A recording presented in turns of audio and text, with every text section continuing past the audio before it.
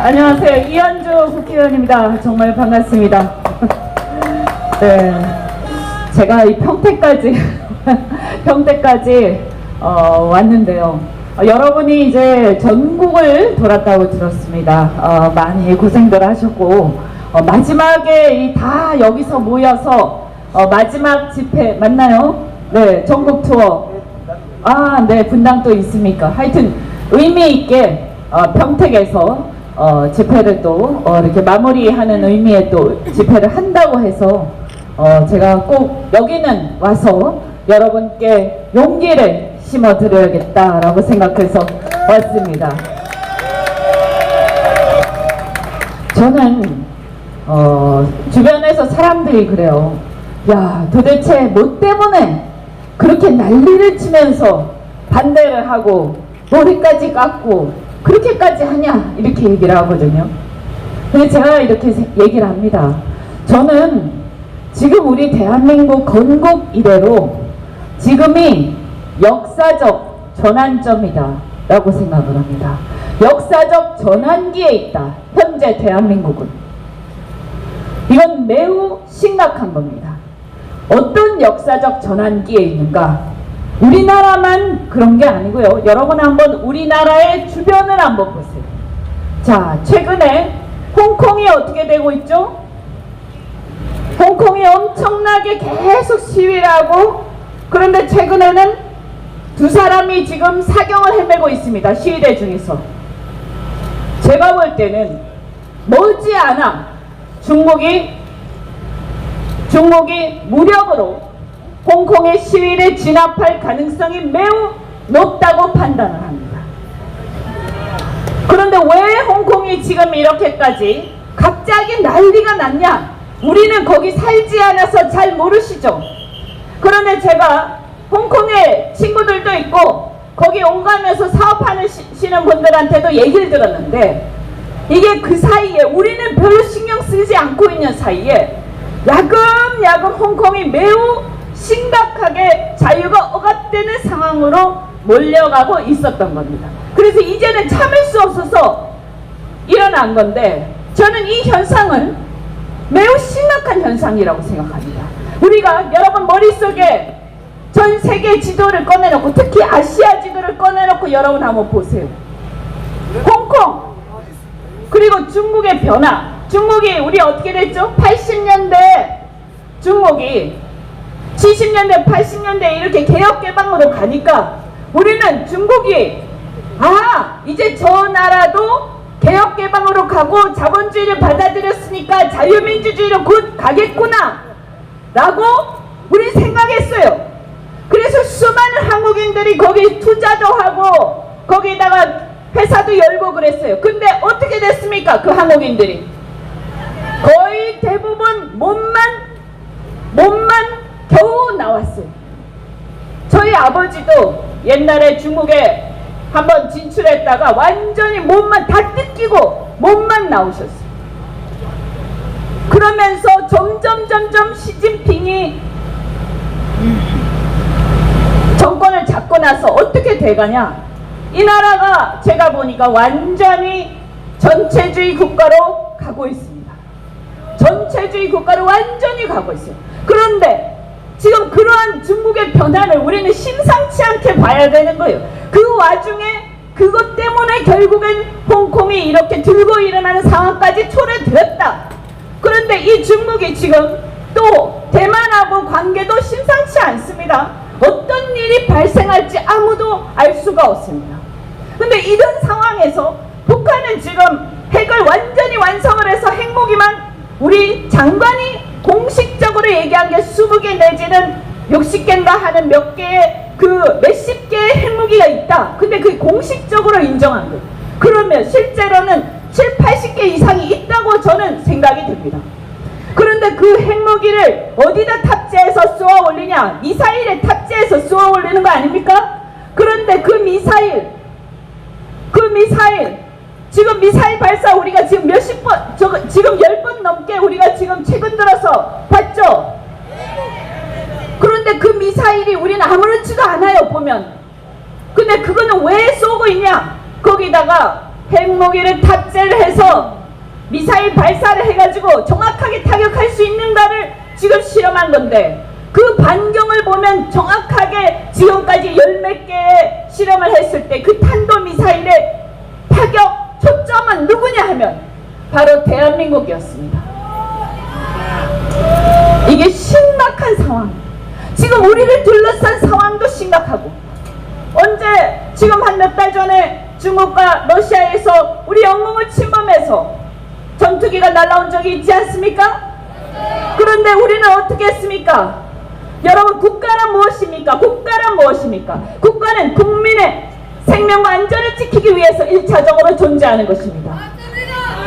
그러면 국가란 것은 국민의 생명과 안전을 위해서는 유사시에 상대가 우리를 위협할 때는 거기에 대해서 응징할 수 있는 능력과 용기를 갖고 있어야 되는 거예요.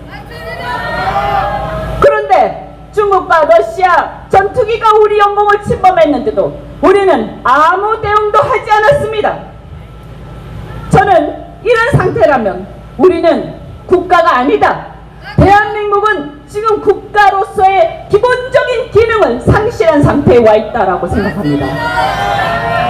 이런 상황에서 만에 하나 중국과 홍콩, 이 대만을 둘러싼 또는 중국 서부에 어떤 사변이 일어나서 무슨 일이 발생했을 때 그 속에서 과연 우리는 어떠한 선택을 할 것인가 늘 우리는 강요받게 될 것입니다. 우리가 하고 싶든 하기 싫든 우리는 그 상황에서 우리의 안전을 지키기 위해서 어떤 결정을 해야 되는 상황이 올 것이라고 저는 생각합니다.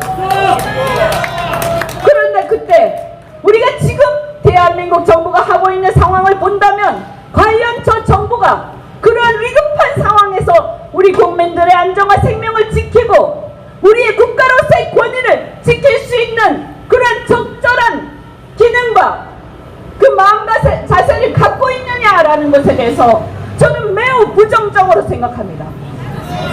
그럼 뭐냐? 대한민국은 지금 국가가 아닌 상태예요. 대한민국은요, 언제 국가로 시작을 했습니까?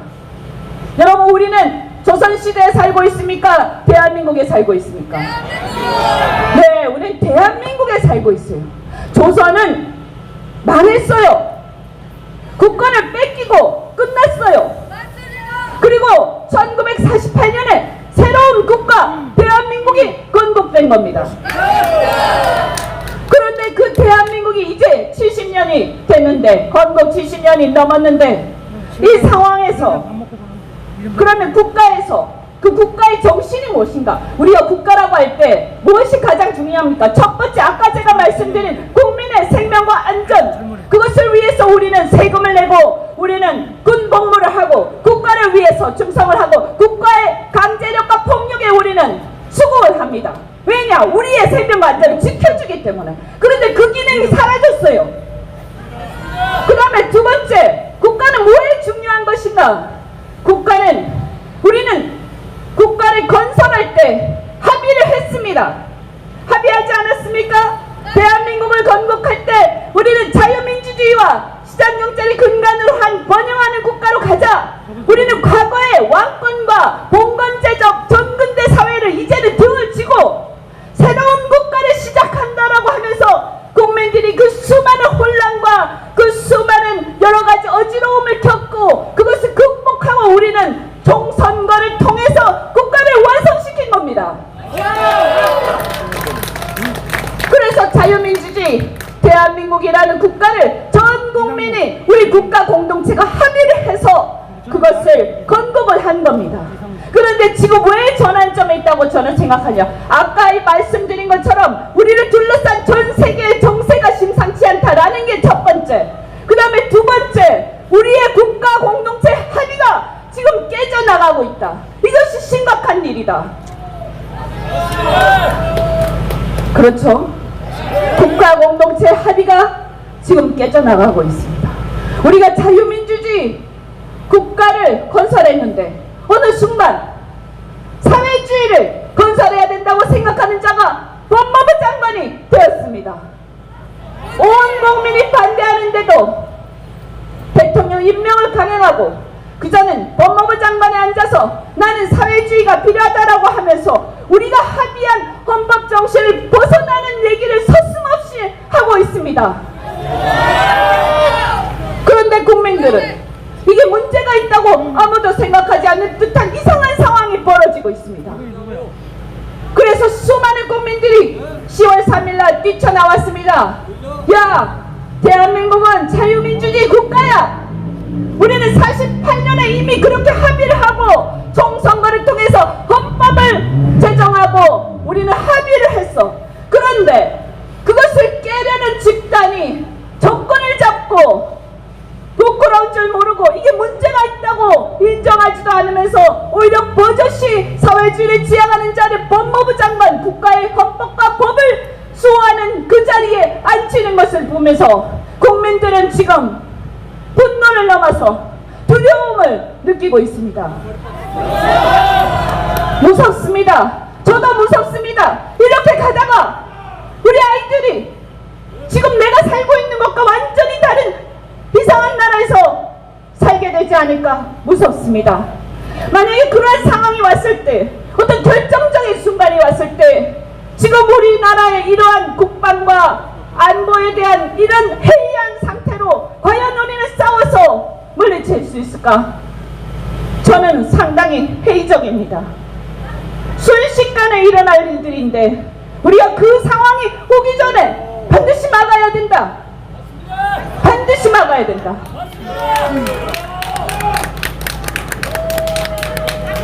대한민국은 말씀드린 것처럼 자유민주주의 국가이기 때문에 그것을, 그 국가 공동체 합의를 깨고자 하는 세력이 만약에 계속해서 정권을 유지하면서 그것을 고수한다면 그 자들은 즉 새로운 나라를 건국하겠다는 얘기를 하고 있다는 것을 우리가 분명히 직시해야 합니다. 그냥 단순히 그냥 저 사람들 설마, 저 사람들 그냥 젊었을 때 그 젊음의 치기로 학생운동을 했을 뿐이겠지, 이렇게 생각해서는 안 된다는 것입니다. 저도 속았습니다. 저도 이들이 대한민국의 자유의 확대를 바라면서 그냥 단순히 자유의 확대라는 면에서 부딪히고 민주주의를 향해서, 자유민주주의를 향해서 자유를 확대하자고 주장한 진정 민주화 세력이라고 한때는 믿었습니다. 그런데 이제 우리는 명확하게 알 수 있습니다. 자기들 입으로 분명히 얘기했습니다. 자신들은 사회주의를 지향한다고 분명히 얘기했습니다.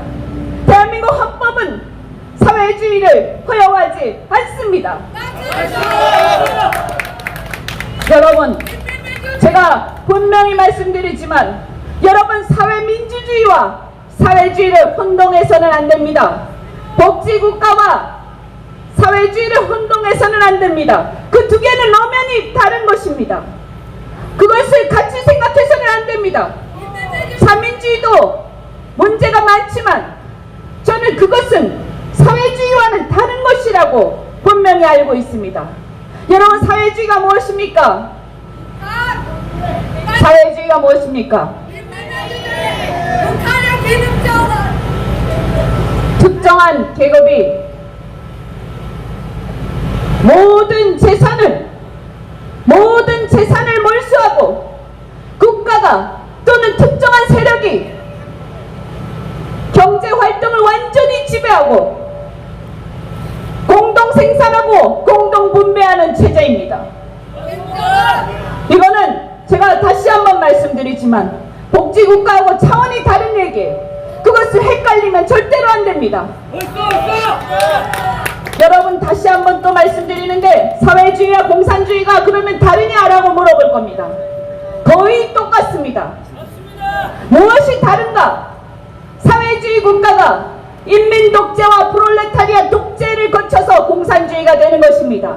자, 그러면 여러분, 며칠 전에 지난주와 어제 있었던 서초동에서의 집회를 한번 생각해 보십시오.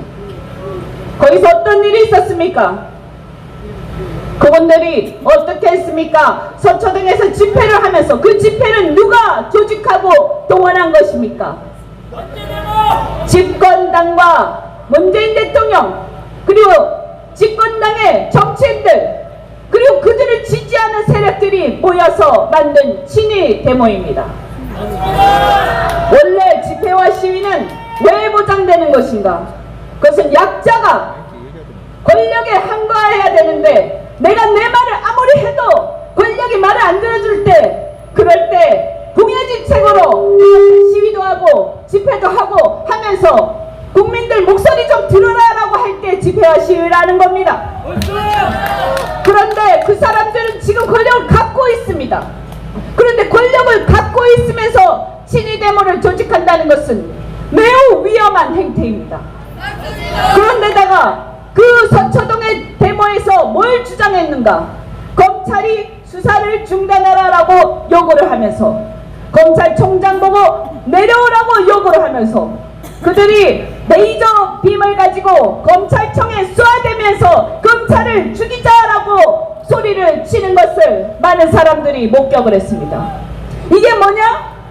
국가의 기능을, 국가기관의 기능을 마비시키는 친위데모입니다. 이게 뭐죠? 이게 바로 내란입니다. 이게 바로 내란입니다.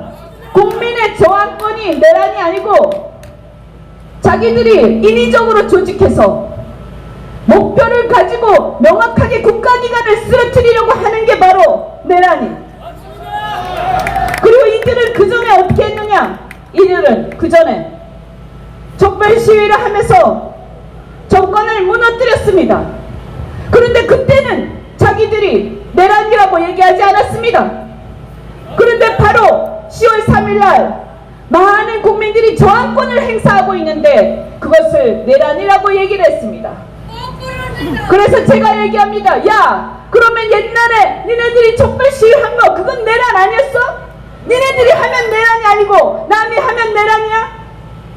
이렇게 맞지도 않는 얘기를 계속하는 이 사람들을 보면서 우리 국민들은 이제 깨달았어요. 저 사람들은 거짓말쟁이야. 우리를 속였어. 민주화 세력도 아니었어. 많은 국민들은 그들이 민주화 세력인 줄 알고 자유민주주의를 확대하자고 얘기하는 사람들인 줄 알았는데, 알고 보니까 많은 국민들 밑에 숨어서 사실은 정권을 찬탈하고 사회주의를 실현하고자 하는 큰 계획을 갖고 있었던 게 아닌가라고 지금 많은 사람들이 지금 불안해하고 있습니다. 그럼 우리는 어떻게 해야 하는가? 우리는 어떻게 해야 됩니까? 막아야 되죠. 그런데 지금 국회가 그것을 막을 수 있는 능력이 됩니까? 안 되죠. 자, 그러면 제일 먼저 해야 될 게 뭐냐? 내년 총선에서 그것을 막아낼 수 있는 세력들을 대거 당선시켜서 국회가 그것을 막는데 최천명이 될 수 있도록 여러분께서 하셔야 되는 겁니다. 그 다음에 두 번째, 국민이 하다 안 되면 저항권을 행사해야 됩니다. 그래서 10월 3일처럼 나와서 우리는 너네들이 말하는 것을 동의하지 않는다. 우리는 자유민주주의가 무너지는 것을 원하지 않는다. 대한민국이 아무리 이런저런 좌우가 있다 하더라도 헌법의 범위를 넘어서는 좌까지는 우리는 허용하지 않는다 라고 분명히 국민들이 얘기를 해야 됩니다. 그리고 또 하나, 우리는 저들이 하고 있는 모든 것을 제대로 감시를 하고, 중요한 건 뭐냐면 여기 계신 분들만 그 얘기를 하는 게 아니라 여러분 집에 돌아가셔서 가족들한테 말씀하시고, 집에 돌아가셔서 한 사람이 10명한테 얘기하고 100명한테 얘기하고 그렇게 해야 됩니다. 그리고 더 중요한 게 뭐냐? 이제는 자유민주주의가 무엇인지, 왜 우리나라의 역사가 이렇게 되었는지 우리는 공부해야 됩니다. 우리가 이렇게 된 이유는 대한민국 역사가 복잡하게 돌아갔는데 그 가운데서 건국과 산업화를 발전적으로, 국가 발전적으로 성공리에 끝내고 그 다음에 민주주의가 정착하는 과정에서 사실은 주사파 운동권이라는 그런 반체제적인 자유민주주의에 사실은 반하지만 스스로 민주화 세력이라고 창칭했던 세력들을 우리는 골라내지 못하고, 그들이 사실은 우리 밑에서 온 지역에서 무슨 짓을 하고 있는지 우리는 잘 모르는 상태에서 그들이 실은 자유주의자다, 민주주의자다 라고 우리는 속아 넘어갔었고, 실은 우리도 자유민주주의가 무엇인지에 대해서 잘 몰랐기 때문에 이런 상황이 초래되었다고 생각합니다. 그래서 이제 우리는 공부를 해야 됩니다. 그리고 다시는 이런 상황이 오지 않도록 우리는 더 단단해져야 합니다.